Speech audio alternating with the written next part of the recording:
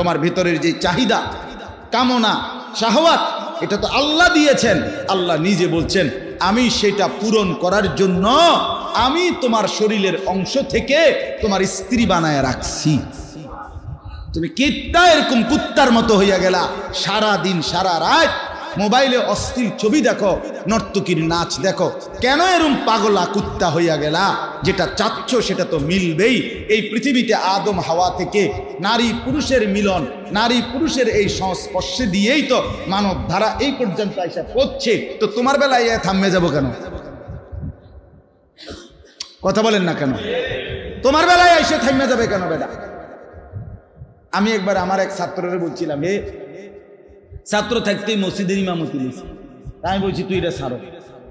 হুজুর এক ভালো মসজিদ পাইছিলাম এটা। আমি কই তুমি আগে এটা লিখিত দাও যে তোমার ফারেক হওয়ার পরে আগামী 2 বছর পরে পৃথিবীতে আর কোনো মসজিদে ইমাম নিত না, এই সিদ্ধান্ত হয়ে গেছে সরকারিভাবে, গ্যাজেট ফাঁস হয়ে গেছে। যে কোনা নেই টাকায় কোথাকার তুই বুঝি, তুই ফারেক হইবার পরে আর বুঝি মসজিদে কোনো লোক নিত না। বলেন না কথাটা? তো তুমি প্রাপ্তবয়স্ক হওয়ার পরে আর বুঝি দেশে বিয়ে শাদী থাকতো না? কি কথা কন না কেন? হাসে উনি, দুঃখে হাসে। আপনি বলেন না তো তুমি এরকম শুরু করছো, এটা কি? সারাদিন বেড়েছে, সারাদিন নর্তকী দেখ, পাগল। এক মানুষের জিন্দেগি শুধু নারীর জন্য? তো কি হলো এটা? ইন্নাল মুজরিমিনা ফি আযাবি জাহান্নাম খালিদুন। আল্লাহ বলে সমস্ত নাফরমান পাপী জাহান্নামের আযাবের মধ্যেই থাকবে চিরদিন। লক্ষ কোটি বার জাহান্নামী বলবে, আল্লাহ অল্প সময়ের জন্য একটু বিরতি দেন, একটু 24 ঘন্টার মধ্যে 10টা মিনিট ছেড়ে দেন। আল্লাহ কোরআনে বলেন, লা ইউফাত্তারু আনহুম, 1 সেকেন্ডের জন্য বিরতি দেয়া হবে না। ওয়াহুম ফীহি মুবলিসুন। আল্লাহ বলে জাহান্নামী জাহান্নামের মধ্যেই বিষণ্ণ আর মলিন চেহারা নিয়েই পড়ে থাকবে। লক্ষ কোটি বছরে 1 সেকেন্ডের জন্য মুখে হাসি ফুটবে না। না না, শুধু চিৎকার করবে আর কাঁদবে আর আল্লাহর কাছে মাফ চাইবে। আল্লাহ বলবে, ওয়ামা যালামনাহুম ওয়ালাকিন কানু হুমুজ জালিমিন। আল্লাহ বলেন জাহান্নামীকে বলবেন, বান্দা আমি কিন্তু তোমার উপরে জুলুম করি নাই, তুমি করেছ, তুমি করেছ। ফজরের নামাজ ছিল 4 রাকাত, আমি সময় দিছিলাম প্রায় 1 ঘন্টার বেশি। 4 রাকাত পড়তে 1 ঘন্টা লাগে না। জোহরের নামাজ ছিল 12 রাকাত, আমি কিন্তু সময় দিছিলাম 2-2.5 ঘন্টার মতো। আসরের নামাজ ছিল মাত্র 4টা রাকাত, আমি কিন্তু সময় দিছিলাম 1-1.5 ঘন্টার মতো। আমি কি জুলুম করেছি? হ্যাঁ, আমি কি জুলুম করেছি নি বান্দা?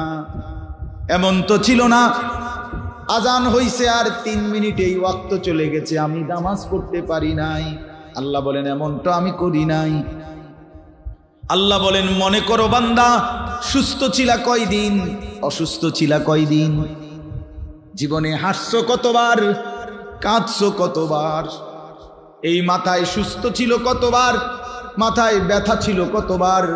প্রত্যেকেই বলবে আমাদের অক্ষমতা, দুর্বলতা, অসুস্থতা এটা কমই, সুস্থতার সবল এটাই বেশি, ঠিক কিনা বলেন? তাইলে আল্লাহ বলবেন কেমনে জুলুম করেছি আমি? বলো কি কারণ ছিল বান্দা সেজদা করো নাই? এত লম্বা 24 ঘন্টা কেন আমাকে সেজদা করতে পারো নাই? ফজর, জোহর, আসর, মাগরিব, এশা, এটা তো শুধু একদিনের মাহফিল না, একবারের পোস্টার না, প্রতিদিন তো 5 বার ডেকেছি, কেন সাড়া দিলা না? ইয়া আইয়ুহাল ইনসানু মা গাররাকা বিরাব্বিকাল কারীম।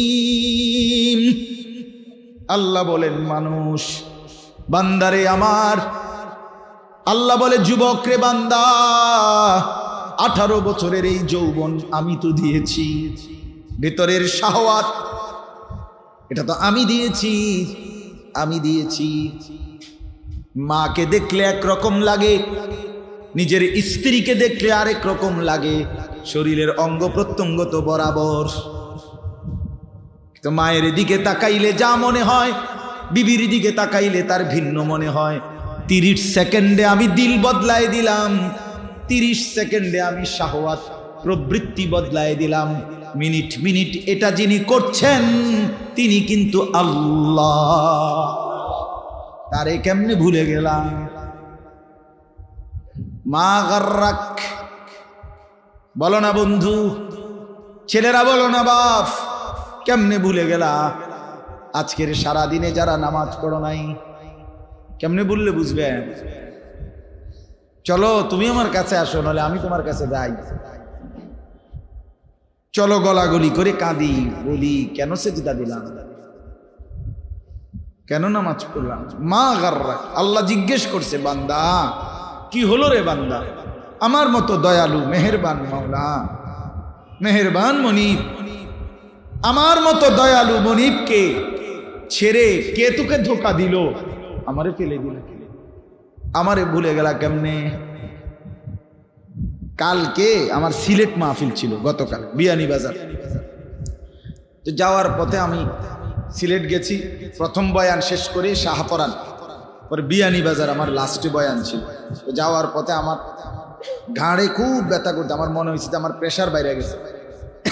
তা আমি প্রেশার মাপার জন্য একটা দোকানে ঢুকছি, ফার্মেসি। অনেক ছেলে ওখানে 30-40 জন একত্রে আমারে একদম ঘেরাও দিয়ে ধরছে 1 মিনিটে। তো পরে আমি প্রেশার মাপছি, একটা ট্যাবলেট দিছে বেচারা, খাইছি, একটু বাড়তি বলছে প্রেশার। তো ঠিক আছে। এরপরে আমার সাথে একজন ভাই ছিল, তো উনি আমার বলতেছে, হুজুর এই যে ছেলেগুলো একত্র হয়েছে, ওরা আমরা সময় নাই, 1 মিনিটে কুদ্দুর কর না কিছু। আমি ঠিক আছে 1 মিনিটেই বলি। তো বললাম, ভাইয়া আপনারা এনে কিল্লেগা আগের থেকেই নিশ্চয় আপনারা অনেক ছেলে এখানে একত্রে ছিলেন, কেন ছিলেন? হুজুর নির্বাচনের কাজে আমরা ওয়ার্কিং আছি। তখন আমি বললাম, ভাই আমার একটাই কথা, যার নির্বাচনই করেন আপনারা, সেটা আমার জানার বিষয় না। বাকি এটা মনে রাখেন, আপনারা যার জন্য কাজ করতেছেন উনি নির্বাচিত হলে আপনাদের এই 5 বছরে উনি আপনাদের প্রত্যেকের সমস্ত প্রয়োজন চাহিদা পূরণ করতে পারবেন। উনি রোডের কন্ট্যাক্ট দিব একজন রে, তো খুশি হবে এই একজন, নারাজ হবে 100 জন। আমিও তো কাজ করছি নেতার লাগে, আমি তো পাইলাম না। কাজেই 5 বছর না 50 বছরেও উনি খুশি করতে পারবে যতজনকে, নারাজ হবে তার চাইতে বেশি, ঠিক কিনা? কিন্তু একজন আছেন যিনি সবাইকেই খুশি করতে পারবেন, তিনি আল্লাহ। তো বললাম চলেন তাকে সেজদা দেন, তাকে। ইনি সবাইকে খুশি করতে পারবে না, উনি সবাইকে খুশি করতে পারবে। বলে আমি শেষ ওয়াজ 1 মিনিটে খালাস, তারপর গাড়িতে চালাইছি, অল্প কথায় ওয়াজ। এই জন্য বললাম, আল্লাহ বলেন, বান্দা আমাকে ছেড়ে দিলে কেন? কেন ছেড়ে দিলে? আমাদের হযরত মাওলানা তারেক জামিল সাহেব বলছেন, কোন মা যদি সন্তানকে 6 মাস, যেই সন্তান মায়ের খবর নেয় না, ওই মা 6 মাস পরে ছেলেটা যখন কাছে আসে, যত বড় পাষাণ ছেলে হোক, মা যদি 1 ফোঁটা চোখের পানি ফেলে বলে, বাপ কেমনে রে পারলি, আমার খবর না নিয়ে থাকলি, আমার এইভাবে ভুলে গেলি কেমনে রে বাপ, এটা যদি বলে মা কাঁদা দেয়, যত বড় পাথর দিল সন্তান, তার কি মাথা নুইবে না? তো রব্বুল আলামিনও যেন ডাক দিয়ে বলছে, আনিস আজ 1টা বছর হলো কোনোদিন আমারে ফজরের নামাজের সেজদা দিলা না, কেমনে রে পারলি? কোনোদিন 1টা বছরে একদিনও 5 ওয়াক্ত নামাজ পড়লি না বান্দা, কেমনে রে হলো? আচ্ছা কি বলবেন তখন? আল্লাহ এটাই তো জানতে চাইছে। মা গাররা, মা আমার ভাইটা আছে, আমার ভাইটা খুব, আমার ভাই আসছে একজন, মাওলানা আরিফ, আমার সাথে এই কয়দিন আগে আমার মাদ্রাসাত গিয়া ইসলাহি মাহফিলের দিন রাত্রে 11:30 বাজে, তার সাথে আরো সাথী ছিল, তো হে আইসা পড়ছে। আমার আম্মা মাদ্রাসার পাশে আমার বাসাত, মায় অপেক্ষা করছে রাতের 11:30 12 পৌনে 12টা পর্যন্ত, যে হেঁটে যাওয়ার সময় মার লগে দেখা করে। তো হে বেখেয়ালে তার সাথে যে আরো লোক নিয়ে আইছে মাহফিলে, আমাদের মাহফিলে, তো চলে গেছে। এই মা সকালবেলা ফজরের সময় আমি যখন মারে ঘুম থেকে উঠাইছি ফজরের নামাজে, একের প্রথম কথা মা আমারে বলছে, ফুদ হাতে কেমনে রে আমার লগে দেখানা করে। আমার আম্মা বলছে একদিন ভাই, একদিন মাত্র এক বেলা মায় দেখা করে নাই সন্তান, মায় প্রথম কথা এটা বলে ফেলছে যে কেমনে রে পাইল, হাতে আমার লগে দেখা করলো। পরে হইতে পরে ফোন টোন দিয়া বহুত, মা আমি আসলে খেয়াল ছুটে গেছে আমার লগে ছেলে, যাই হোক কিন্তু মা তো বলে ফেলছে। তা আল্লাহ তাআলা বলেন, বান্দা কেমনে রে পারলি বান্দা, আজকে সারাটা দিনে আমার এত বড় সৃষ্টি ভোগ করে আমার একটা সেজদা দিতে মন চাই। এই জন্য যুবক ভাই বলো না, এই রাত গভীরে, রাত হয়ে গেছে, দেরি করতে চাচ্ছি না আসলে, মেহেরবানি করে বন্ধু নওজোয়ান ছেলে তোমরা বলো ভাই যে ইনশাআল্লাহ আগামীকাল এই আজকের ভোর থেকে ফজরের নামাজ পড়বা ইনশাআল্লাহ। না না হিম্মত করে কও, বুঝ করে কও, তাহলে হাত উড়াইও না, হিম্মত করে উঠাও, হিম্মত করে মহব্বতের সাথে উঠাও যুবক। নওজোয়ান তুমি পারবা ইনশাআল্লাহ, তুমি পারবা, তুমি পারবা। তুমি জাগলে ইসলাম জাগবে ইনশাআল্লাহ। মুসলমানের নওজোয়ান জেগে উঠলে মাহাদির পক্ষ হয়ে এরাই লড়বে ইনশাআল্লাহ, কোনো সন্দেহ। আজকে একটা ছোট্ট মোবাইল, একটা সামান্য মোবাইল আমার লক্ষ কোটি মুসলমান যুবকরে এভাবে বুঝি বানের পানির মতো ভাষায় দিল। এটা কেমনে সম্ভব? আমরা এতগুলো মানুষ বাইচা থাকতে, আরে বলেন কি মিয়া, মরে গেলে তো গেলামই, আরেকবার নড়ে চড়েই মরে যাই। আমি এখনো আমার ছোট ভাইরে গাড়ি এই তারে আস্তে আস্তে উঠেন, আমি বললাম হুন বেড়া, আমি এটা বুঝতে লইছি, এ মরে যাবো, আমিও জানি তুইও জানো, দৌড়াদৌড়ি করে দফাদফি করে মরে যাও, হুলস্থুল করে মরে যাই বেটা। আল্লাহর কথা বলতে বলতে চলে যাই, খালা ফেরেশতাইডি পরে মিলাই লইব কি হইছে না হইছে, তাকে বলতে থাকি, কবি ইধার কবি উধার, কবি জমি पर कभी आरश पर, कभी दर बदर मुझे कोई घर नहीं। কখনো এদিকে কখনো সেদিকে, কখনো নিচে কখনো উপরে, কখনো দুয়ারে দুয়ারে আল্লাহর কথা বলতে থাকা। মুঝে কোই ঘর নেই, দাঈর কোনো ঘর হয় না, আল্লাহর পথে যে ডাকে তার বাস্তবিকে ঘর হয়। আল্লাহ আমাদেরকে তৌফিক দান করে। চলেন বাকি কথা অল্প কথায় শেষ করছি। তাহলে এটা বললাম, ইবাদত বিহীন মানুষের পরিচয় হয় না, ঠিক আছে না ইনশাআল্লাহ? অতএব নামাজ পড়া চাই, আল্লাহকে ডাকা চাই, হালাল হারাম বাইসা চলা এটা দরকার। বা আপনাদেরকেও বলি, যারা বাবা, যারা অভিভাবক, আপনি আপনার জীবনের সার্থকতা এই বন্ধুর কথা মনে রাখেন। আপনাদের ভাতিজা হইতে পারি, আপনাদের ছেলে, তো আমার এই কথাটা মনে রাখেন। আপনারা আপনাদের জীবনের ডিউটি, আপনার মুসলমান হিসাবে সংসারে সন্তান স্ত্রীর প্রতি আপনাদের দায়িত্ব, তাদের ঈমান, তাদের আমল, তাদের সেজদা। আল্লাহ কোরআনে বলছেন, ওয়া'মুর আহলাকা বিসসালাহ, তুমি তোমার পরিবারের সদস্যদেরকে নামাজের আদেশ করো। ওয়াসতাবির আলাইহা, নিজেও নামাজের উপরে মজবুত থাকো। এরপরে আল্লাহ বলছে, লা নাসআলুকা রিজকা, আল্লাহ নিজে বলছে, বান্দা বিশ্বাস করো, স্ত্রী সন্তান সংসার চালাইবার জন্য আমি তোমার রিজিকের সাহায্য চাই না। তুমি একটু সহযোগিতা করলে তোমরে ভাত খাওয়াইতে আমার একটু সুবিধা হবে। আল্লাহ বলে, বিশ্বাস করো বান্দা, এই সাহায্য আমার লাগবে না, তুমি হোতার থাকো, আমি ভাত তরকারি পৌঁছামু, তুমি টেনশন করো না। রিজিকের দায়িত্বটা আমার হাতে দাও, সেজদার দায়িত্বটা, নামাজের দায়িত্বটা তুমি নাও। লা নাসআলুকা রিজকা, আমি রিজিকের সাহায্য চাই না। ওমা মিন দাব্বাতিন ফিল আরদি ইল্লা আলাল্লাহি রিজকুহা, আল্লাহ বলে, বানাইছি যারে আমি জমিনে, তার রিজিকের দায়িত্ব আমি আল্লাহ ফরজ করে নিলাম আমার উপরে। ইল্লা আলাল্লাহ, আলা শব্দ ফরজ কি বুঝায়? ফরজ। ওয়ালিল্লাহি আলান নাসি হিজ্জুল বাইত, এই যে আলা এই শব্দের কারণে অর্থ হইছে যে আল্লাহর সন্তুষ্টির জন্য হজ ফরজ করা হল। কুতিবা আলাইকুমুস সিয়াম, এই যে আলা খরচ করা হলো। এই জন্য আল্লাহ বলেন রিজিক দেব বান্দা, এটা নফল হিসাবে না, আমি আমার উপরে আবশ্যক করে নিলাম। ডাকলেও দেব, না ডাকলেও দেব, মানলেও দেব, না মানলেও দেব। আল্লাহ বলে রিজিক কিন্তু আমি ফেরাউনকেও দিয়েছি, মূসাকেও দিয়েছি। কি বলেন? রিজিক আমি আল্লাহ নমরুদকেও দিয়েছি, ইব্রাহিমকেও দিয়েছি। কিত্তা হুদা বাতের লাগে এরম কাবজাব কেন? তুমি দুনিয়ার জন্য এরম কাবজাব করো। আল্লাহ বলে তোর পরিচয় মুসলমান, তোরে খাওয়াবো না বেটা, আমি তো নাফরমান বেঈমান কেউ খাওয়াই। যে আমারে কোনোদিন ডাকে না, যে আমারে একটা সেজদা দেয় নাই, আমি তো দুনিয়া তাকেও দিচ্ছি, তোকে দেব না কেন? এই জন্য ভাত মাছ তো মূল বিষয় না, গোলামি মূল বিষয়, সেজদা মূল বিষয়। নাহনু নারযুকুক, আমি রিজিক দেব। অফিস সামাই রিজকুকুম ওয়া মা তুআদুন। আল্লাহ বলে আসমানে রিজিক, আসমানে কোথায়? একেবারে বাংলা কোরআন শরীফের আয়াত মেয়ে এটা মিয়া, বাংলায় যেন নাজিল হয়েছে কথা। এটা একেবারে মানে এর চাইতে স্বাভাবিক কথার কি হইতে পারে? আমনে কোন অফিস সামাই রিজকুকুম, আল্লাহ বলে তোমাদের রিজিক আসমানে, আসমানে, আসমানে। কোথায়? আবার বলেন, আবার বলেন।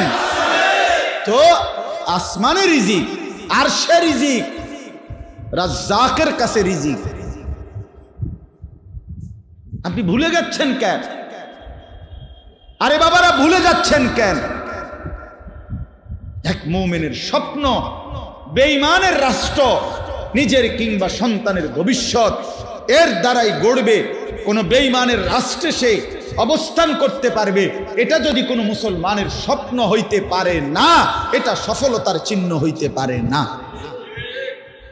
আচ্ছা, লক্ষ কোটি মুসলমান জীবনের সফলতা ভাবছে আমার সন্তান ইউরোপ থাকে, ইউরোপ থাকতে পারবে, আমার সন্তান ইউরোপের ভিসা মিলবে, ইউরোপের সিটিজেন পাবে, ইউরোপের গ্রিন কার্ড পাবে, খালাস আমার দুনিয়া সফল।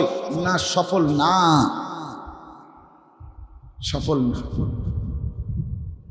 আস্তাগফিরুল্লাহ। চুক্তি ভিত্তিক 2 বছরের কন্ট্রাক্টে বেডি বিয়া করে কার্ডের জন্য। আমরা বুঝি না, আমরা চিড়া খাই, বন দিয়া চা দিয়ে ভিজিয়ে খাই, আমরা ভাত খাই না, আমরা জানি না। কি আশ্চর্য! টাকার জন্য ইউরোপের একটা মানে গ্রিন কার্ডের জন্য ওইখানকার নারী নির্ধারিত চুক্তি ভিত্তিক বিয়ে করে কার্ড পাওয়া পর্যন্ত, এরপরে ভাষাত লাগতে।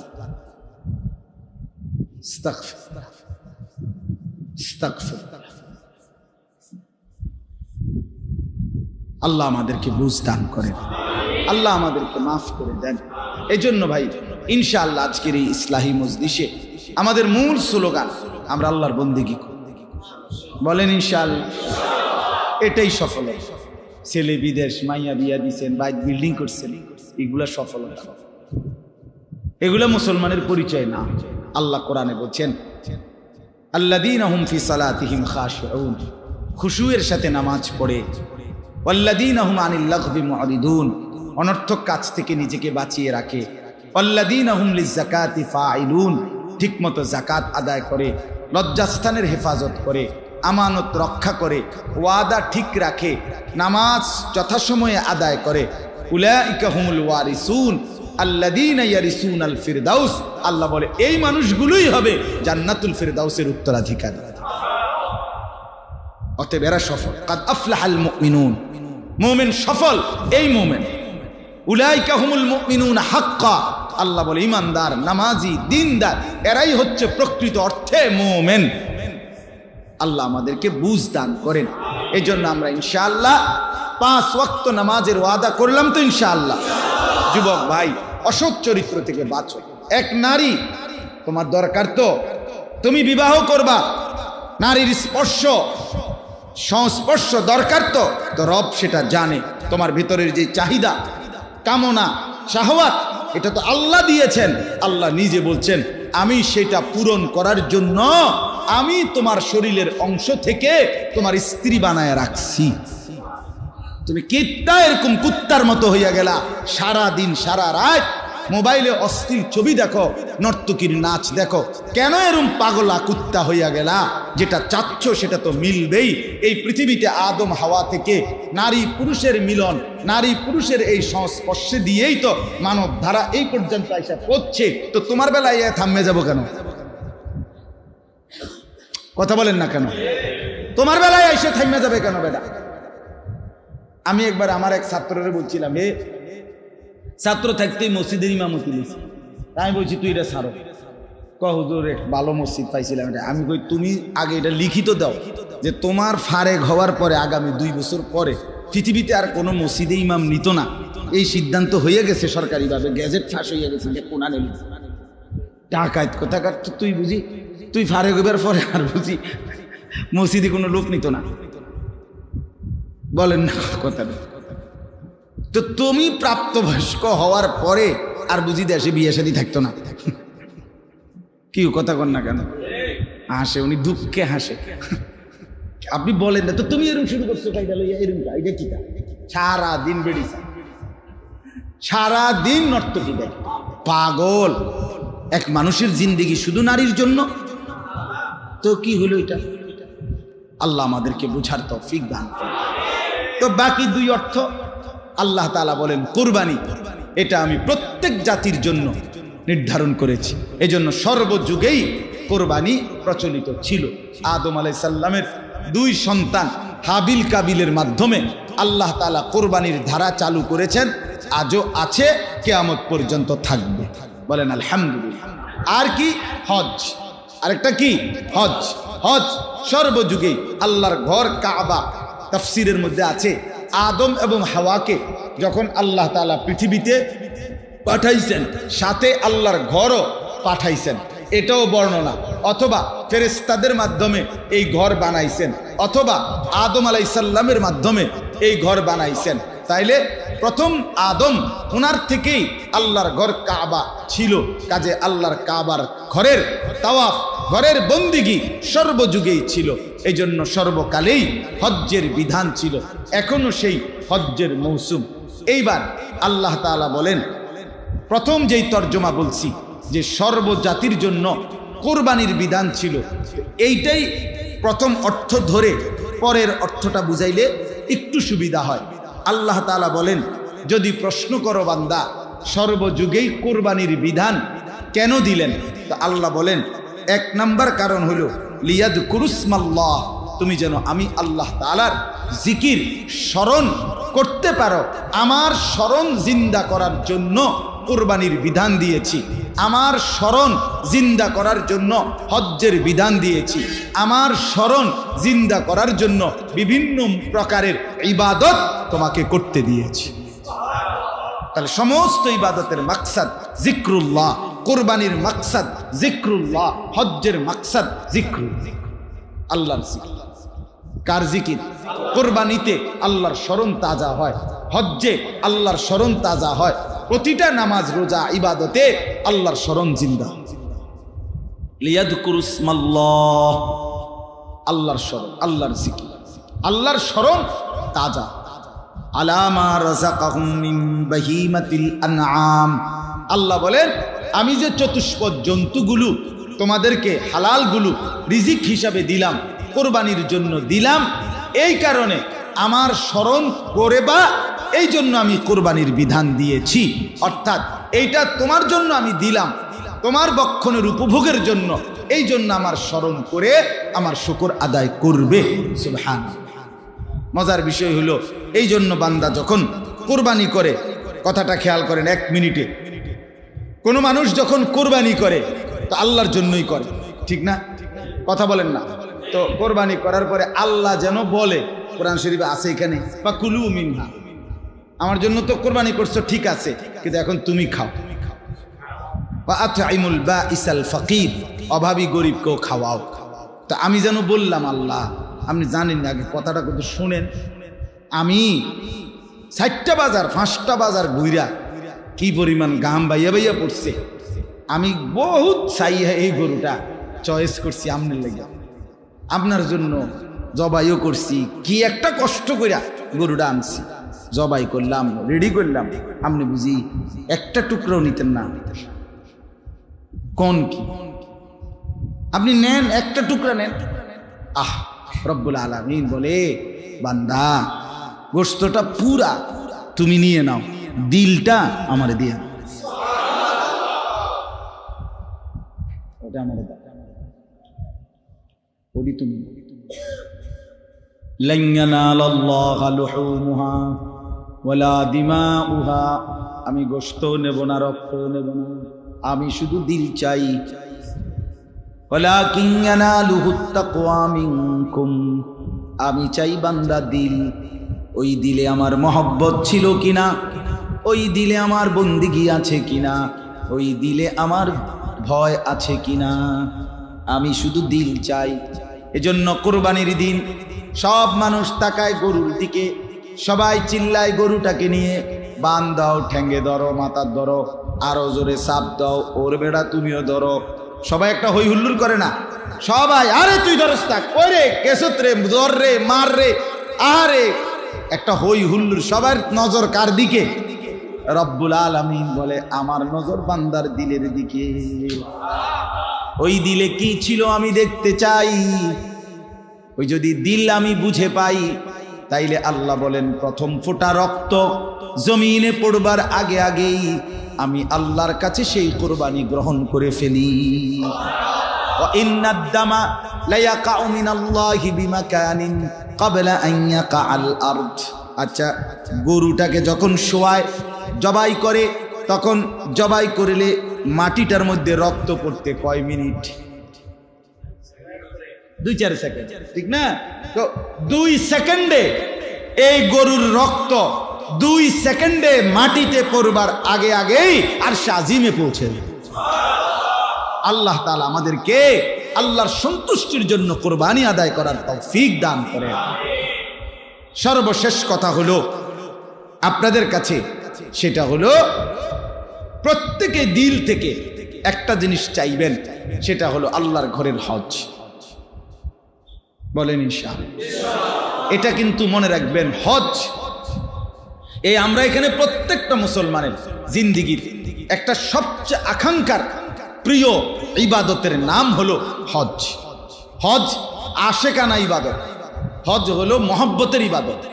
কোন মুমিন আল্লাহকে ভীষণ ভালোবাসে, রাসূলুল্লাহ সাল্লাল্লাহু আলাইহি সাল্লামকে ভীষণ ভালোবাসে, এটার চূড়ান্ত নমুনা প্রমাণ আল্লাহর ঘরের হজ।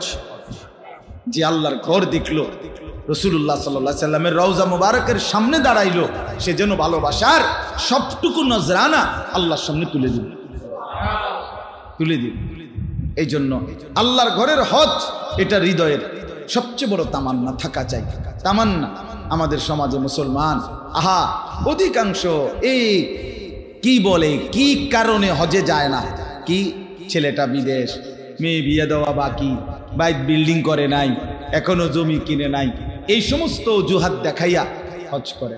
অথচ যেই মুসলমানের কাছে নিজ বাড়ি বসত বিটা, এটার অতিরিক্ত যদি এটুকু জায়গা থাকে, আর কিচ্ছু নাই, শুধু আলগা 10 শতক জায়গা আছে, খেতে, রাস্তায় বা জেন দিয়া হোক একখান দিয়ে আছে, বাড়ির জায়গা না, যেটার মধ্যে বাইক থাকে, এটা না, ভিটির অতিরিক্ত বসত বিটার যদি এদূর জায়গা থাকে, যে এই জায়গাটার একাংশ, কিছু অংশ বিক্রি করিলে বউ বাচ্চার এই হজের এই 1.5 মাস খরচ এবং হজে যাওয়ার খরচ হয়ে যাবে। যাওয়া আসা থাকা, হজে যাওয়া আসার খরচ 7 লাখ টাকা। আর এই বউ বাচ্চা যদি তাদের 1.5-2 মাসের খরচ মনে করেন 1-1.5 লাখ টাকা, নলে 2 লাখ টাকা। তো কোনো ব্যক্তির যদি 10 শতক জায়গা থাকে, এখান থেকে যদি 3 শতক জায়গা বিক্রি করলে 3 লাখ টাকা করেও যদি শতক হয়, কথার কথা, তাহলে কত হলো? 9 লাখ। তো ওই 7 লাখ হজ্জের আর 2 লাখ সংসারের খরচের, এই 2 মাসের খরচ, তো এই 9 লাখ টাকা হলো নি? কথা বলেন না কেন? আর বাকি আরো কদ্দুর জমি আসেনি, ওইটুকু জমি দিয়া তো সে ফিরে আসার পরে সংসার চলবে। এই যদি শুধু কদ্দুর জমি থাকে আর কিছু নাই, ব্যাংকে টাকা নাই, বিদেশে ফুত নাই, বাজারে ব্যবসা নাই, আলগা কোনো কামাই নাই, আল্লাহর কসম এই মুসলমানের উপরে হজ করা ফরজ, ফরজ, ফরজ। কি পরিমাণ মুসলমানের উপরে হজ খরচ? হ্যাঁ, বড়া বইয়া রয়েছে যাইলাম হইলে যাইতো কার না মনে চায় খোলা আল্লাহ আল্লাহ করিয়া তারা 3 জন রে বিদেশ পাঠাইছি। তারা যদি কোনোদিন ফাটায় তাহলে কোঁতা নামনে আমনে বইয়ে বইয়া কোঁতা আমনে এমনি কোঁতাইয়া কোঁতাইয়া হজে যাইবে। এই সমস্ত বেড়াইম্মা কথা কইয়া এটি কথা, হ্যাঁ এটি কথা। আল্লাহ রাসূল সাল্লাল্লাহু আলাইহি সাল্লাম বলেন, হজ ফরজ হওয়ার পরেও যে হজ না করে মরে গেল, এরে বাপ সাংঘাতিক ধমক এটা। নবীজি বলছে, আমি জানি না তুই ইহুদি মরলি না খ্রিস্টান মুসলমান মরলি না, এটা বুঝছি, বেঈমানের মরণ। আল্লাহ আমাদেরকে মাফ করে দেন। অতএব স্বপ্ন দেখি আল্লাহর ঘর জিয়ারতে। যুবক ভাই, তোমাদেরকেও বলি, আমার একটা শেষ কথা হইল, জীবনে তো কত কিছু দেখার স্বপ্ন জাগে। কক্সবাজার দেখতে মন চায়, নেপালে ঘুরতে মন চায়, দার্জিলিং যাইতে মন চায়, এরপরে দিয়া হিমালয়ের চূড়ায় উঠতে চায়, মন চায়, কত কিছুই তো দেখতে মন চায়। চলো একবার আজকে এই মজলিসে বসে নিয়ত করি, আল্লাহর ঘর দেখতে মন চায়। কাবার ওই কালো গিলাফ দেখলে, মদিনার ওই সবুজ গম্বুজ দেখলে কলিজা ঠান্ডা হয়ে যাবে, চোখ সুখ পাবে, চোখের তৃপ্তি হবে, দেখার মজা মন। আল্লাহ কোরআনে বলছেন, ইয়াশহাদু মানাফিআ লাহুম। আল্লাহকে যদি জিজ্ঞেস করে বান্দা কেন আমি হজে যাব, আল্লাহ বলে আয়েশা দেখো। লিয়াশহাদু, সে যেন আয়েশা দেখে। আইসো বান্দা, আসো না আমার ঘরে আসো, আমি দেখাবো কুদরতের কি পরিমাণ নিদর্শন। দেখবা কদম কদম পরতে পরতে আমার নিদর্শন, আমার ঘর দেখবা, আমার কালো গিলাফ দেখবা, হাজরে আসওয়াদ দেখবা, আমার ঘরের দরজা দেখবা, মাকামে ইব্রাহিম দেখবা, জমজম দেখবা, সাফা মারওয়ায় ঘুরবা, মিনায় যাবা, আরাফায় যাবা, মুজদালিফায় যাবা। আমি তোমারে ঘুরাবো, ঘুরাইতে ঘুরাইতে গুনাহ মাফ করে একদম মায়ের পেটে নতুন বাচ্চা বের হয় যেভাবে, নিষ্পাপ বানায়। তুমি ঘুরবা, আমি সাফ করি। ঘুরতে ঘুরতে সাফ, ঘুরা শেষ, সাফ শেষ। আমি বলছি কয়দিনে যে আমার বাসাতে একটা ওয়াশিং মেশিন আছে, ওয়াশিং মেশিন দেখে আমি হজ বুঝছি। হ্যাঁ, বিশ্বাস করেন, আমার বাসার ওয়াশিং মেশিন থেকে আমি এটা শিখছি, বুঝছি যে এটারে হজ। মানে হইল ওয়াশিং মেশিনটার মধ্যে এই ময়লা কাপড় এগুলো দিয়া 10 মিনিটের জন্য এটা কি করে দিতে হয়, সেটিং করে দিতে হয়। ওটার মধ্যে উপরে আপনার বাটন টিপে দিতে হয় আর কি 10 মিনিট। তাইলে এরপরে এই 10 মিনিট ধইরা এই ময়লা কাপড় এগুলা ঘোরে, একটু একটু করে খটখট খটখট খটখট আওয়াজ করে, আর এটা ঘুরে ঘুরে ঘুরে ঘুরে ঘুরে ঘুরতে ঘুরতে 10 মিনিট পরে একদম পরিষ্কার কাপড়। তা আল্লাহ তাআলা বলে, হজে আসো, প্রথমে কাবা ঘোরো, এরপরে সাফা মারওয়া ঘোরো, যাও মিনায়, যাও আরাফায়, যাও মুজদালিফায়, আসো আবার মিনায়, আসো আবার কাবায়, ঘুরতে থাকো ঘুরতে থাকো। তুমি ঘুরতে ঘুরতে আমি তোমারে সাফ করব। ঘুরা শেষ, আমারও সাফ করা শেষ। রাজা আকা ইয়াউমিন ওয়ালাদাতহু উম্মুহ, মায়ের পেটের নবজাতক সন্তানের মতো বের করে দিলাম। আমি একবার হজের পরে মদিনায় গেছি, মক্কা থেকে যাওয়ার পরে এক আরবীয় আলেম মদিনার, ওনার সাথে মুসাফা করছি। তো জিজ্ঞাসা করছে, আল্লাহর ঘর থেকে আসছেন? আমি বলছি জি হযরত। তো এবার মারহাবান আহলান সাহলান ইয়া মান ওয়ালাদাতহু উম্মুহ। বাবাটা আমার এটা ধন্যবাদ জানাইছে, যে ধন্যবাদ ওই ভাইকে যাকে তার মা সদ্য প্রসব করবে। মানে কি, মানে মক্কা থেকে হজ করে কি করলেন,